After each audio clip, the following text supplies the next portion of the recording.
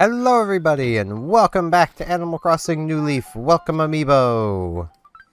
I almost certainly do not have room for letters, and I'm running out of ones that I want to get rid of. What was this? Right, that was just Sky wanting a pen pal again. That can go. Put the rocking horse up there. That will hopefully be enough room for all the letters I've got, because it should only be 2. It's 3. Of course it's 3. Alright. Sky twice and Gabby. So me over the other day. Yep. And then Gabby's will be thanks for coming over. Right? Yes. Okay. So we got Sky. Sleek Dresser. Gabby, an incense burner. I need letter space. I really wish there was more storage for letters. Like, I really wish that they would have basically just allowed you to store them on, like, your SD card or something. I mean, theoretically you can by, you know, doing that. But, you know. Though actually, that's only the top screen, so you actually can't. Isn't a bad person out there who likes plants. My intuition tells me you're especially good at caring for living things, that's why I'm giving you a present. I mean, Poison Ivy, she's pretty bad. She doesn't, and she likes plants. It's her whole thing, she likes plants. I'm just gonna be selling this to retail. Depending on when I find Joan. Actually, no, I should do that first. I should just hunt around for Joan and make mental notes of where all the... Well, there's Joan.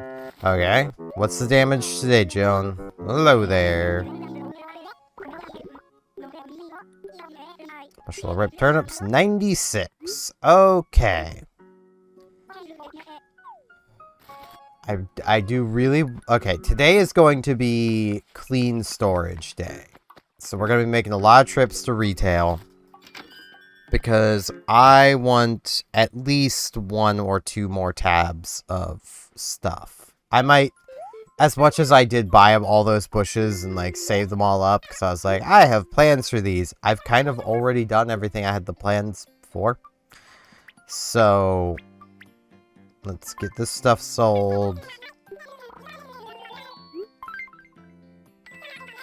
Puts me over my bell limit, but that's fine. What I could do to get rid of that bell bag is just buy 1,000 turnips on my way back. That would get rid of the bell bag.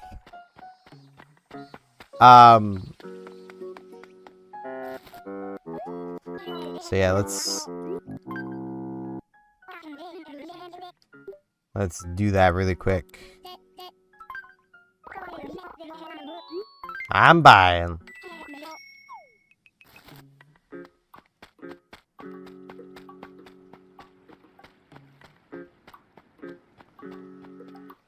Okay. Now, problem is cleaning out my storage is so hard.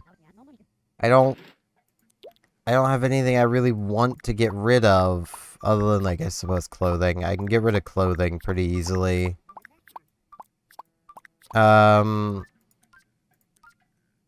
Okay, well, I'm just gonna sell all the bushes. I'm not gonna do anything with them. They can go. Fireworks papers being kept. Silver shovels being kept. So I know I have some space up here now, so let's move those. And then we have a bunch of gyroids that just need moved. So, wallpaper, floor. What are these? Well, I can't get rid of this one. And these are both balloon. I don't want to get rid of those either. Can't get rid of the egg, but I can get rid of hopscotch. Can get rid of this. This. That. Okay. It's more storage space cleared out. I'm getting there. I will get space cleared. It will happen. I'm really bad at it, but it will happen. I probably actually have enough space cleared between the second and third tabs to just move those gyroids off and get one more clean tab. That would let me have 6,000 turnips.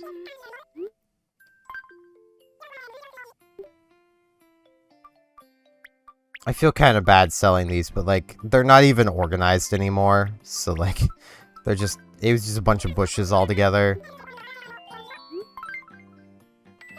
Get some of my bells back. The extra space for turnips will definitely get me that space back, so... I now need to... move stuff around and see if I can actually clear that tab out completely. I'm pretty sure I can. Ultimately, I would like to have the D tab just completely empty, so I can always refill it with turnips, like, every week. And basically just have, like, 10,000 turnips every week. I think it's 10,000. Might be 9,000? 9,000. Close enough. Okay. So let's get this stuff moved. I need to, like, go through my gyroids and, like, actually sort them out at some point. That would probably greatly help. Do I have any more space in here? No. Okay. And I've almost certainly got 4 spaces over here, so... Yeah. Okay. So...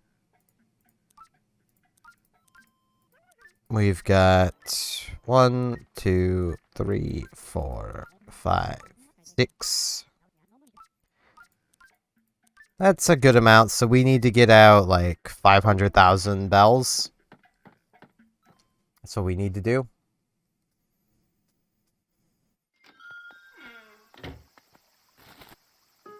We got that sorted. Alright. I still don't like messing with my storage. I wish I could just keep everything. To have limitless storage. How wonderful would that be? But, yeah, I've got a lot of recording I need to do today. Like, yesterday, technically.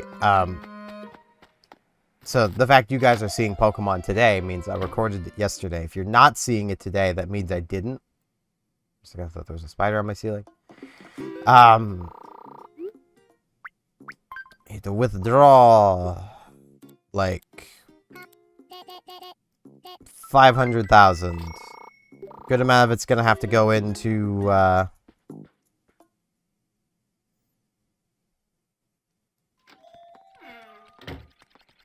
into letters temporarily, but it's because I need to get down to only having 2 bell bags.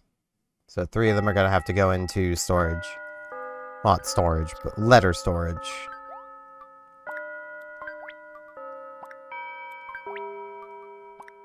Because it'll consume 1 to buy the turnips, but... So there's someone around here. It's Carlos! Hey, man! Caterpillar in the morning walks. Yeah, me too, cool guys. What can I do for you? Let's chat. Seeing the relationship between Pudge and Lobo reminds me of my past. When I was little, I used to be pretty mischievous with some of my guy friends. I mean, it's fair. I mean, whatever floats your boat, Carlos. Being mischievous with your guy friends is what does that, then, you know, who am I to judge?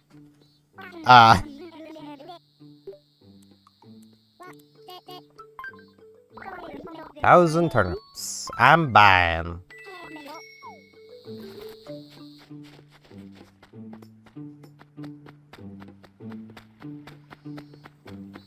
Now to put them away, now then to buy more, then to put them away, to buy more.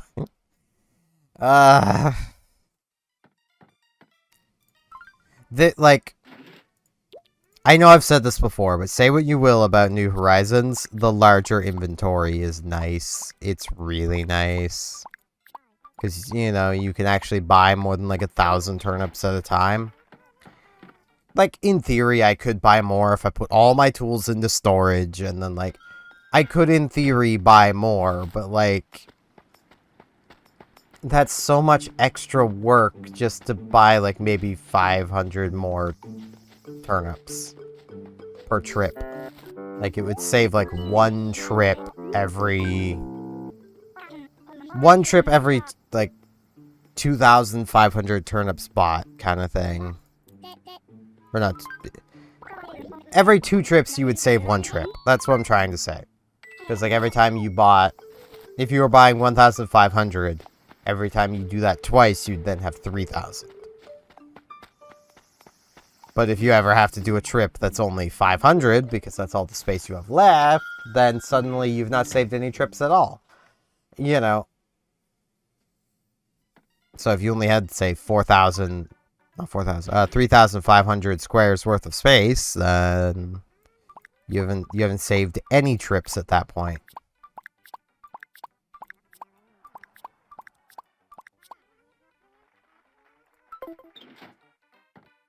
Now I must get my bells out.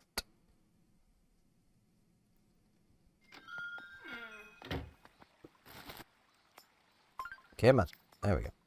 Was just casually mashing the inventory button, and it was just like, no. Even though I'm pretty sure I could have moved before it actually let me open the inventory.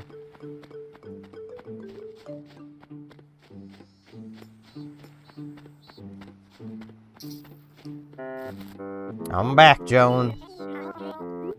I'm buying some more. Give me another 1,000. I'm buying.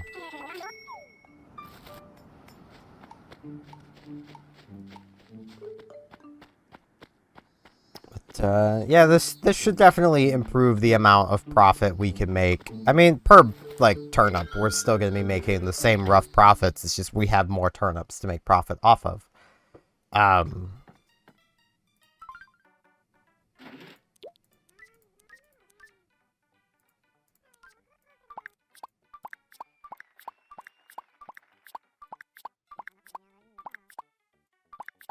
Wait, am I... Okay, I still have 2 tabs left. Okay.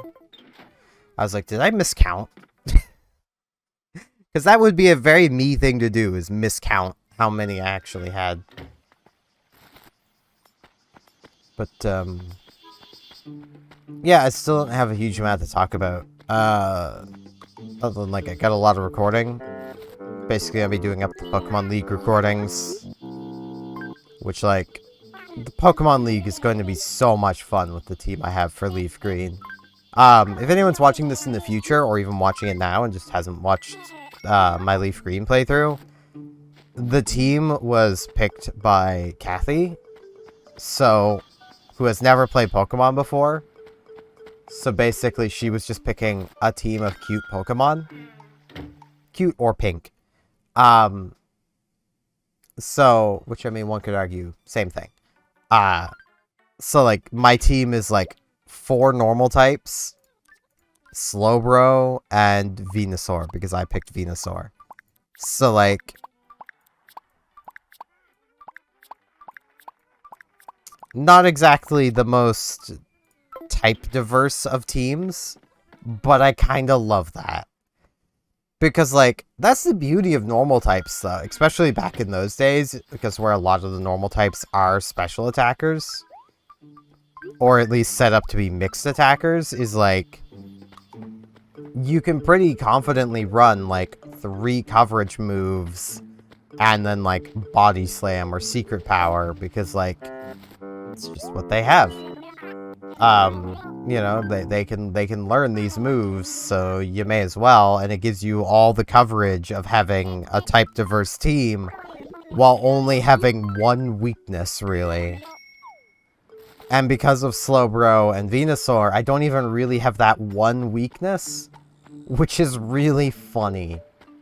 Because it basically means that my team does, like, well, it technically has a big fighting weakness. It also kind of doesn't. Because sure, I have 4 Pokemon weak to fighting. I have 2 Pokemon resistant to fighting. One of which is super effective against fighting types. So, like, you know.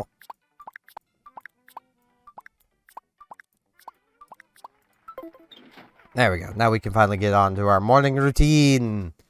It's only taken us, like, a good chunk of this episode. I'm almost tempted to just save the morning routine stuff for later today, because we will be back for the fireworks show. Hello, Bella. Smayer read in this magazine how the illuminated clock is all the rage right now. Every town wants one. I thought, really? Then I thought, really? I was convinced just like that. I'm gonna tell Isabel about it too, so between the 2 of you, you should make it happen. I mean, I can see what I can do. Not sure where that would exactly fit into the town, but glad to have it. But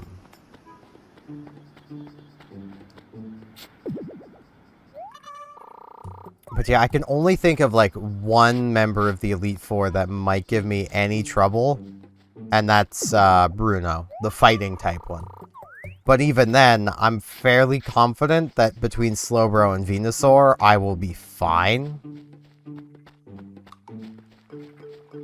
Especially with, like, the preparation I've done. Like, a lot of full restores, a lot of hyper potions, got enough revives, so I should be fine. So I might see about getting a few more revives before I continue on.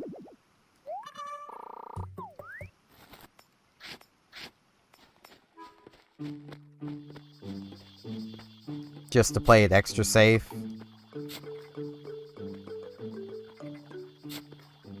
But I should be good on revives. I think I have 10. If I have more than 10 KOs throughout the Elite Four, I feel... Well, I mean, I'm gonna be underleveled. I'll probably have more than 10. Let's be real. Because I am underleveled, but that's kind of by design. I kind of wanted to be underlevel. So... Because, like, that's kind of a thing with, really any single-player Pokemon experience. Like, even if you don't stop an EV train, just the fact that you have EVs from just naturally battling does give you an advantage over the trainer Pokemon, because none of them have EVs. So... Hello, Gabby. How's your morning, Pookie? Hope it's great, Pizza Bun. What's up? On the chat? Selling some of my things to fans. Or just buying my playroom rug. Yeah, sure.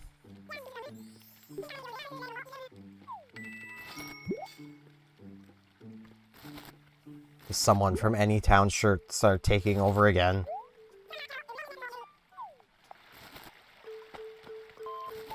Hello, Rooney. Slurp. Full of prep early this morning, aren't you, Punches? Eat something? Let's talk. Rooney, I don't care.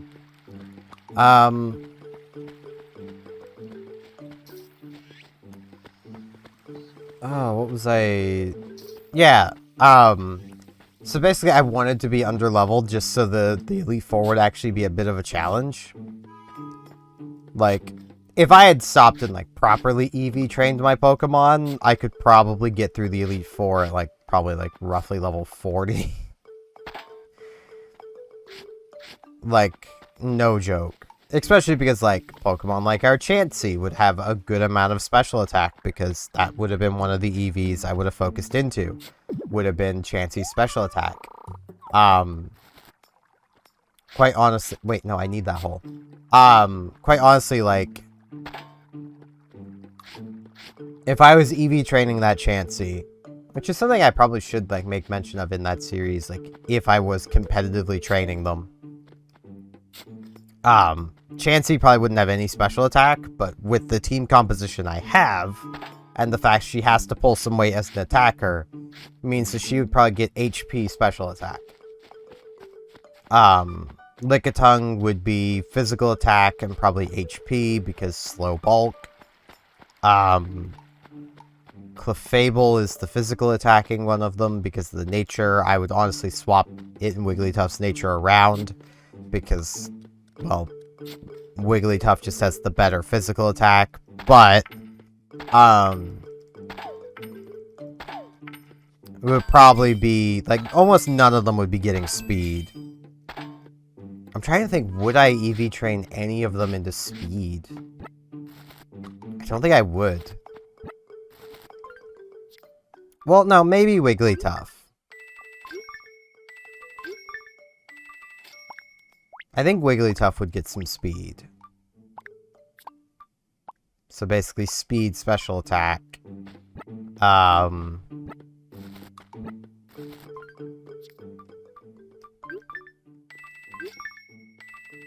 Clefable, I don't think I would. I don't even think I really would with Wigglytuff. Nah, I feel like HP special attack would just be better. Basically, if you're not gonna go speed, you should probably almost always go HP.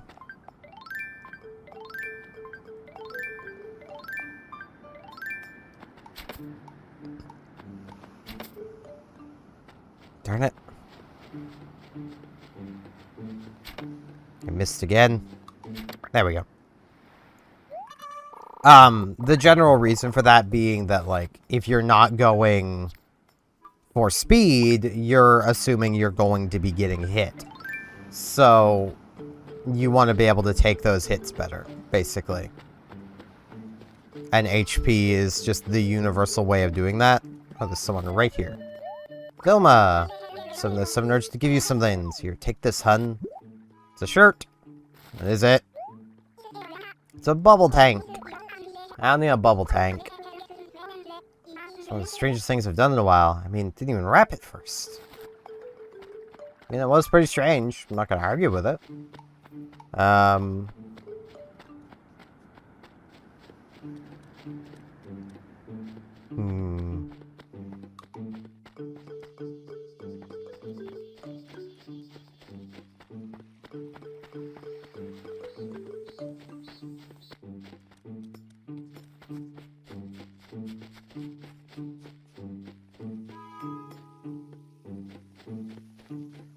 Where is this fossil?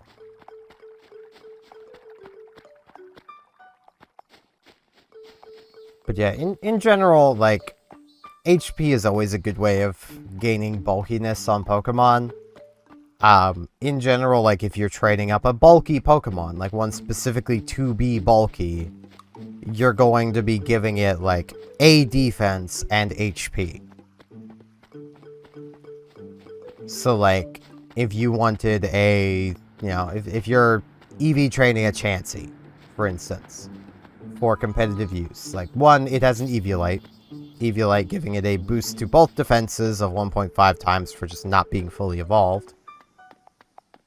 But then you would basically EV train into HP and special defense, and your Chansey would then be a special defense wall that, due to the HP investment and her raw HP value, would also be fully capable of taking some physical attacks. I've literally seen Chanseys survive super effective fighting moves just because of pure bulk. Like, physical fighting moves. Like, it's kind of impressive what Chansey can do.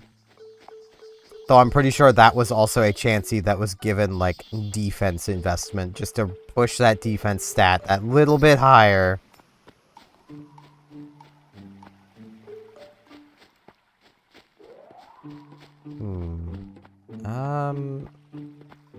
Oh. Unless this is... No, that's a bamboo shoot. Okay. Might be over here, then. Did I miss it over here? No. Right, yeah, I've been over here.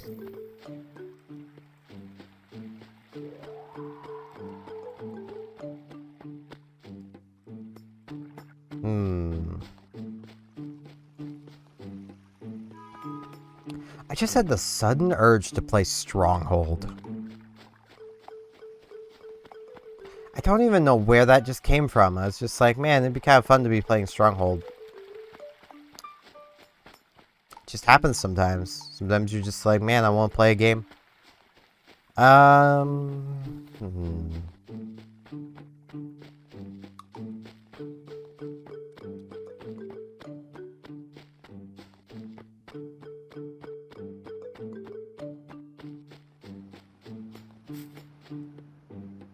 Okay, it's not in here.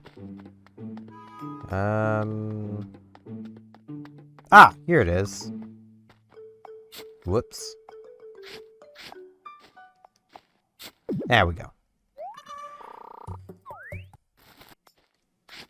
But, like, also, when, like, training a competitive Pokemon, I may as well just go over, like, general practice when, like, training competitive Pokemon. Be mindful of consistency. It's why, like, sure, you might see some people running, like, say, Focus Blast. Well, that's because they're a special attacker and they just really need that fighting coverage. They don't want to be running Focus Blast. They would rather have a better move to be running, because that move doesn't get called Focus Miss for nothing. It's inconsistent. It's where on Pokemon like Lucario, that learns Aura Sphere, or really anything that learns Aura Sphere, like a Mewtwo for example, even though you can learn and use Focus Blast, you use Aura Sphere instead. Because it's more consistent. Consistent damage is generally better than inconsistent damage that's higher. Because, I mean, think of it for a moment. When it comes down to your final Pokemon, do you really want to put that 30% chance to miss to the test? Like, you know, if both moves would have been a one-hit KO, would you really want to be putting, you know, your game in the hands of 30% chance to miss? Like, even when it comes to, say, physical fairy moves, I think the competitive community as a whole is in agreement. It would be really nice to have a new physical fairy move that most fairy types that need it can learn that isn't play rough. Because play rough isn't the most consistent. It's like 95 accuracy, or 90, something in that range. Either way, it can miss. And that may not sound like a big deal, but keep this in mind. An item that has a 10% chance of preventing your Pokemon from fainting was banned for being too inconsistent and cheesing wins. This is a move that simply has a 10% chance of missing, meaning it's a move that may as well be a baked-in focus band for the opponent. Because if your play rough would have KO'd them, it just didn't. You know, that's what you're looking at with competitive Pokemon, is like, how can I increase my odds of KOing the opponent without making any major concessions to damage? So, like, in the case of, say, if you had to choose between, like, let's say, you know, a 120 power move with, like, 90 accuracy, or to get the same coverage, a, like, 60 power move with 100 accuracy, you take the 120. You're getting far more out of it, because that's going to change damage thresholds. That's probably going to move you from, you know, 2 or 3 hit KOing to 1 hit KOing. Meanwhile, if your choice is between, say, a 120 power move with 90 accuracy, or let's be real, if it's 120, it probably has 70 accuracy, and a move with, you know, 90, 95, but 100 accuracy, the only time that's going to matter is very niche situations damage-wise, but the extra consistency from the other move will get you more out of it. But yeah, I should really, like, cut away here because I wanted to come back later for fireworks, so I need to, like, actually give myself time to come back later so I don't have an hour-long episode. If any of you guys ever want to, like, want me to make, like, a dedicated video on, like, how to, you know, do basic competitive sets, let me know. I'm actually, like, I still very much like building competitive sets. It's been a while since I played competitive Pokemon. So yeah, meet you guys back here later today. And I'm back! Yeah, hot! And there's fireworks. Attention residents! Today we're holding a fireworks show! Yeah! Man, I love the fireworks. They're so pretty. Hello, sky. The fireworks are so pretty, aren't they? Watching the moist fills me with so many different emotions. Wouldn't it just be like one? Hello, Isabel. Mayor Steven, are you enjoying the fireworks show? Spur has special gifts to go along with the event. What bopper do I get this time? Heart bopper! I'll be wearing a heart bopper. Give me heart bopper. Yeah. Okay, I want to get this out, just so I don't accidentally bonk anybody or dig up any flowers. So we're popping by tonight. I have Red's cookies, especially made with help from the Nooklings for the fireworks show. Every cookie has a prize ticket. Yeah, I'll take one. Let's see what we get.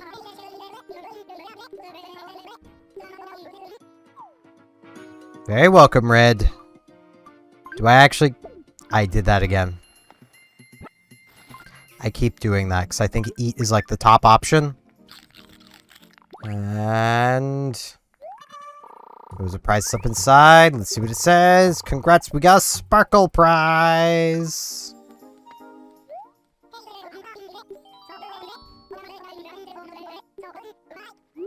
Exchange a ticket. Sparkle ticket. Sparkles!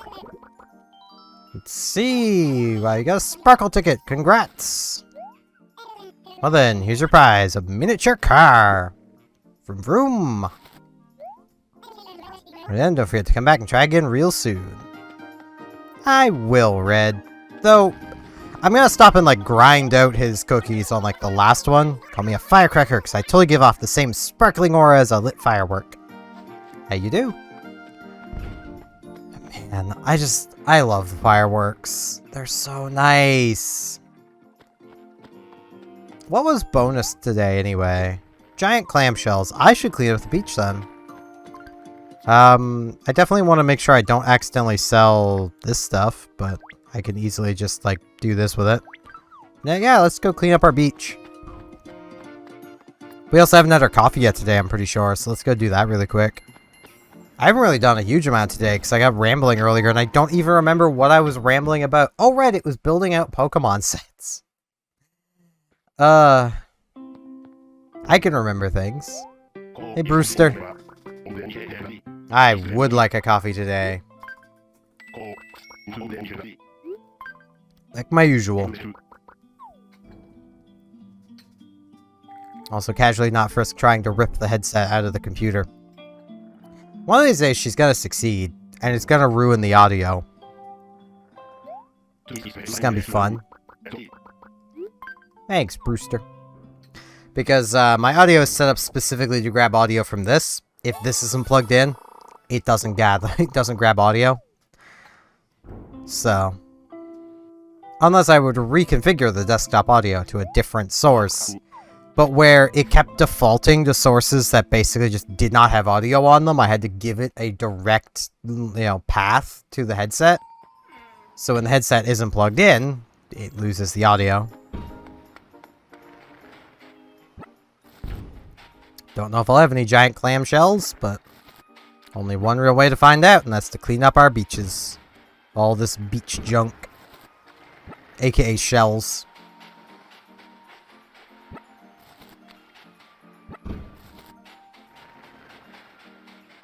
Okay, 4 more. Yeah, I love the fireworks. I'm gonna say that so much because, like, they're just so pretty. And, like, the music for the fireworks show is definitely a lot better than the, like, 9 o'clock music. I do miss the 8 o'clock music. Not gonna lie, I do miss it. But this music's pretty good, too. So, you know, I can't really argue with it. I was, like, coming back for the fireworks show. Final one of August is gonna be the one that I absolutely just, like, annihilate our bell amount with. I don't have a single giant. Okay. Well, it's still some money. It's basically your starting money for, you know, playing the game. Like, beach junk gets you your first tool. So if you're just starting out, clean up your beaches. Honestly, shaking a couple of your town's fruit trees will also get you there, but, like, if you don't want to shake any of your trees right away, I think you'll have to, 'cause it's part of the tutorial, but, if you need a few extra bells, and you don't feel like shaking any more trees, just pick up stuff off your beach. The sand dollar should be something you donate. Just gonna throw that out there. Oh, wait.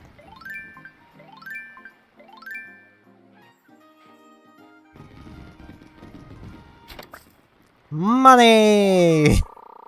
Horned elephant!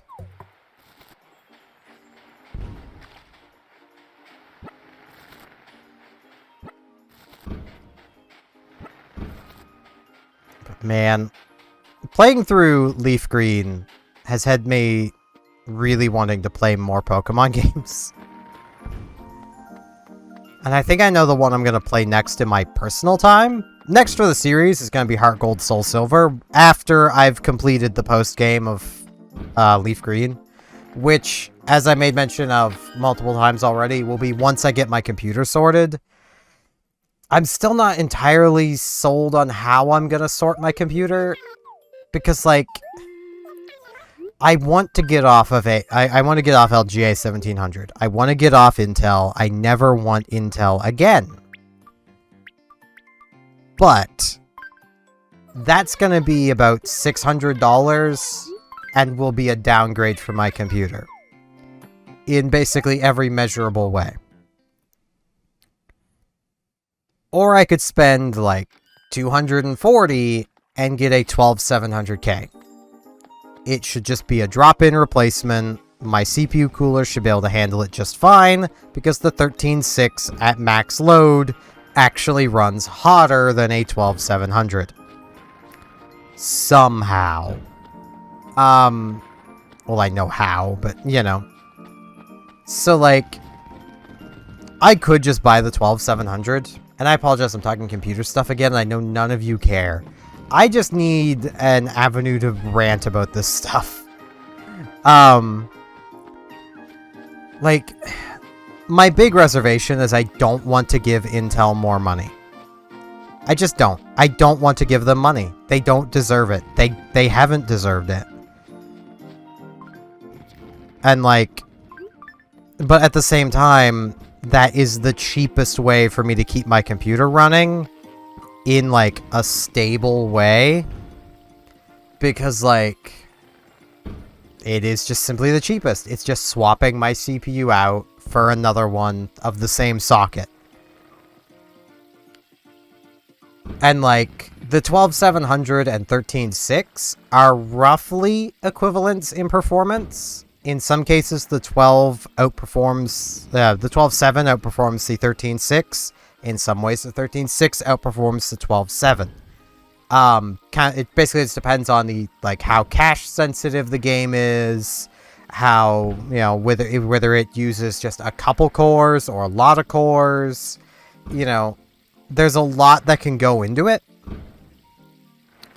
Because, like, if it uses, you know, like, a lot of cores, like, say, if a game uses 8 cores and it loads all onto the 8 performance cores of the 12.7, that will give more performance than it loading onto the 6 performance and 2 efficiencies from the 13.6. At the same time, if it grabs, you know, say, 6 of the efficiencies and 2 of the performance from the 13.6, it's gonna perform worse no matter what. You know, it's one of those things where it's like, Windows is stupid. Intel's kind of silly for how they went about it, but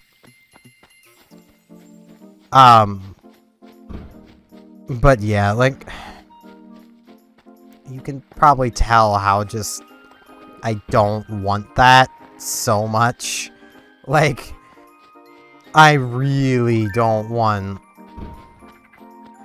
to, I really don't want to give Intel money. I might see, because I'm pretty sure there was a used one for sale around here, if I can find a 12.7 for sale on, like, Facebook Marketplace. Because then I wouldn't be giving Intel money. I'd be giving someone else money and hoping that they didn't upgrade to a 13th gen and don't know about the problems. Like, because that would really suck.